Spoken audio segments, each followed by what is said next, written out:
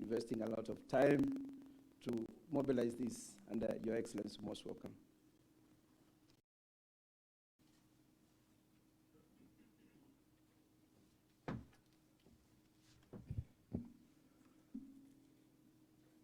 Your Excellency Evariste Ndayishimiye, President of the Republic of Burundi and Chairperson of the East African Community, Your Excellency William Samoei Ruto, President of the Republic of Kenya, Excellency Heads of State and Government,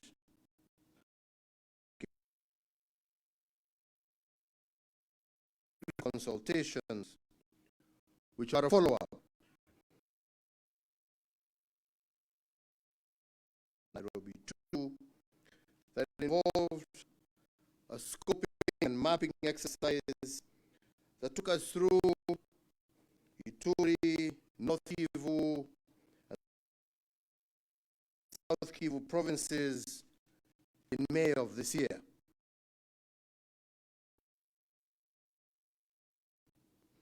Indeed, ladies and gentlemen, as you recall, during the 22nd Ordinary Summit of the EAC that was held in Arusha, I had the opportunity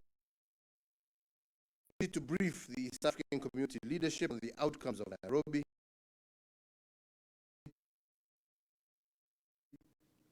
One and Nairobi 2, and it was on this basis the community decided to take charge of the process and during that period to undertake a number of working visits, first to Bujumbura, where I briefed our chair, President Ndayishimiye, and received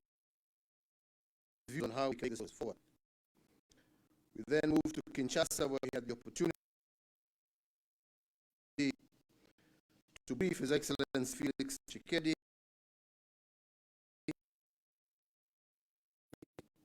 and also listen to his views on the state of play, a direction that he would like the process to take. We also went to London, where we met with His Excellency President Joachim Lorenzo in an effort to build synergies between the Nairobi process and the Luanda process. And I've also had the opportunity to visit Goma, where I'm to experience firsthand the actual situation in Eastern DRC, and indeed to meet the newly deployed EAC regional force. Your Excellencies, ladies and gentlemen, the efforts we have deployed in the framework of the Nairobi process have indeed yielded positive results. And as we meet here today, I would like to indicate that there are a number of armed groups that undertook to cease hostilities in advance of Nairobi 1, and which have kept their part of the bargain to date. And I would like to commend these groups for vesting their faith on the process that we are undertaking. And on our part, we commit to do everything possible to ensure the success of this initiative. Indeed, having been to Goma and listened to stories of the suffering that people have gone through for so long, I am more convinced that no effort should be spared in bringing peace and stability to the eastern side of the Democratic Republic of Congo. Indeed, since we commenced the Nairobi process, and as a result of this, humanitarian actors have been able to have some access into these territories to provide much needed humanitarian assistance to the community therein.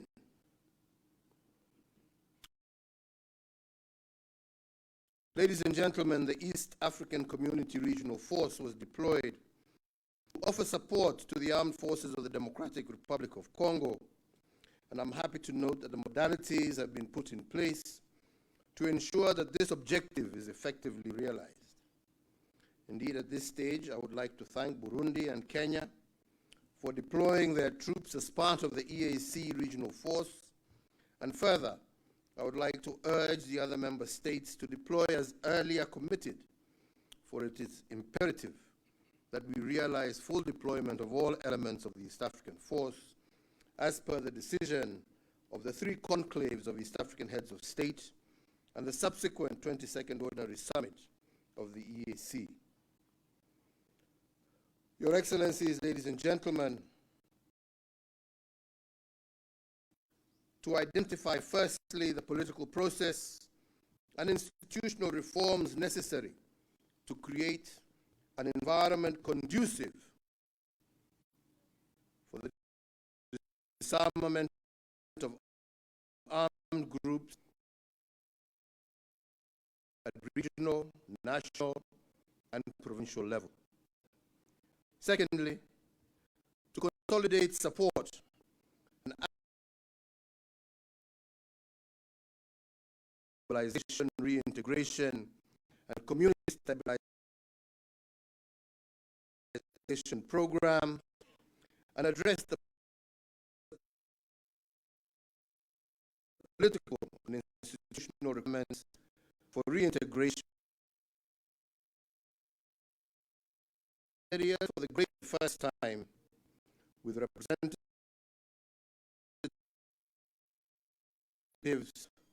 from Mayena and Tanganyika, and the identification of conflicts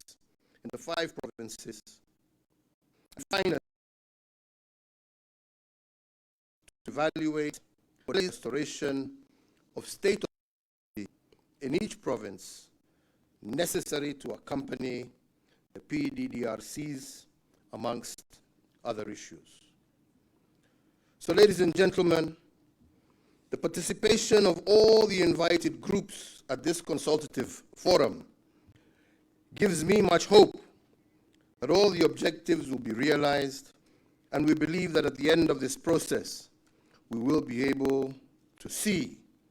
increased coordination and coherence of the Nairobi process with the PDDRCs, the armed groups that are yet to cease hostilities, to honor their commitments to cease armed activities, and to grant unhindered humanitarian access, and the full deployment and operationalization of the East African Regional Force. So as I conclude, ladies and gentlemen, I want to urge all participants to this process, including those who are not yet here on the table with us,